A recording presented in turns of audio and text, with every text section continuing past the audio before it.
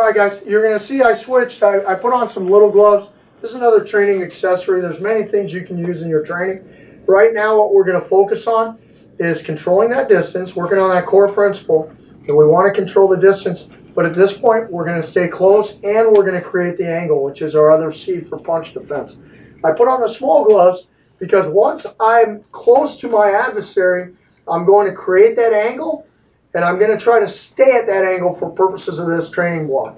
If I want to create an angle and maintain that same angle, what I like to do, and conceptually what I like to do, is when I create an angle, which means my hips will face my opponent's hips, his hips face away, I'm going to maintain that angle by attaching to an arm with either an overhook or an underhook, whizzer or whatever you want to call it from your background. I'm going to go over that arm or under it, and I'm also going to try to control their head. I'm going to control their head by either walling it off with my forearm. You're going to see me create frames, or I'm going to get inside head position, which will also allow me to control my opponent's head. One of the reasons we control the head, especially when we create angles, is where his head goes, his body goes. Unless he's having a bad day, then they go opposite. But as long as he's having a good day, they stay together. Since where his head goes, his body goes, I'm going to wall his head off, which will make it challenging for him to fix the angle. So I'm going to bring Robert out to demo this. Remember, as he punches me, I'm covering, I'm controlling distance, I'm going forward.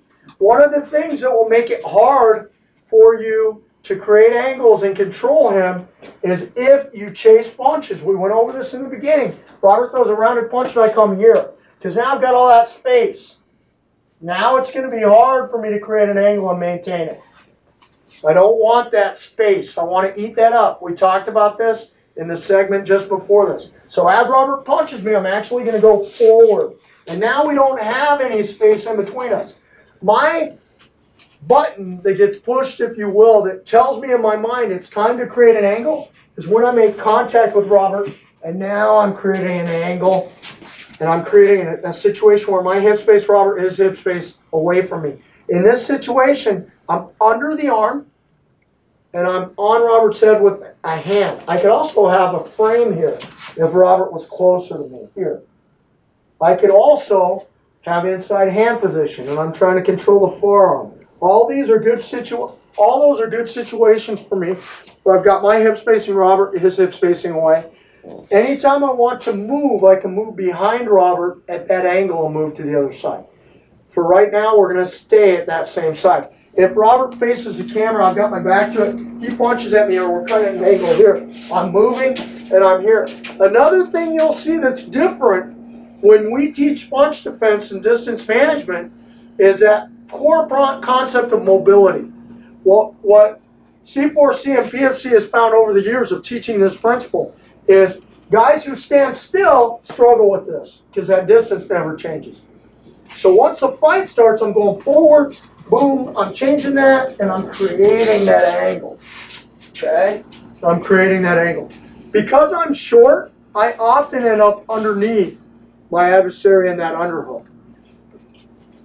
Taller guys, a lot of guys when they go with me, they may end up going over that punch, or they'll come here and they'll wrap that arm, and they'll get that overhook.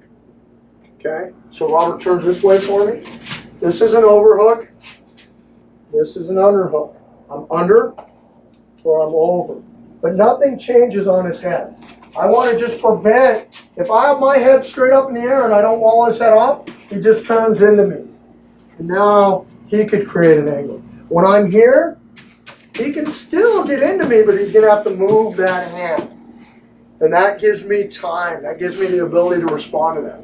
So when we control that distance in an empty hand, outcome-based scenario, if I decide I'm going to stay attached to Robert, I've got to control the distance and I've got to create angles. Once I get to that angle, I need to maintain those. One way that we could train that, we're going to show you, even though I have little gloves and Robert has big gloves, you could train this with big gloves as well. So what we're going to do right now is we're just going to go back and forth. One person will come forward with punches. Now, it's important when we train this that the bad guy, when he throws punches, doesn't throw a punch and back away from it and maintain distance. Because if he does that and I really want distance and he backs up, I could maybe make a lot more distance. And now maybe I can exit the problem and get away from him. In this scenario, he's going to press forward. He can throw more than one punch if he wants, but he's going to press forward. And I'm either going to end up at a good angle with control of the arm, or I'm going to go all the way to his back. And you're going to see that. Robert will go. I will create an angle. I will maintain that angle by staying attached or wrapping Robert up, either through an arm and head control or on his back through holding on to him. And then we'll switch roles. And Robert will do the same thing back to me. And we're just going to go 1 for 1. And this would be a way to drill this concept that I'm showing you right now.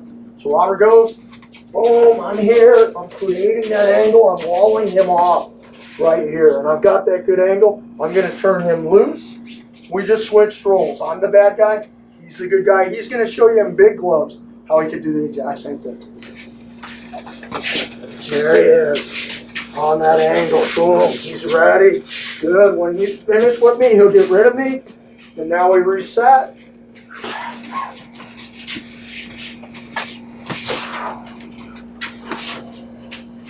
Reset. Good. He's using those big gloves. Reset. I'm like trying to calm him down. He comes forward. Boom. He comes after me. And that's a way you could drill this principle of distance management, making sure that we're both empty hand and we're looking for the outcome of creating an angle and then maintaining it.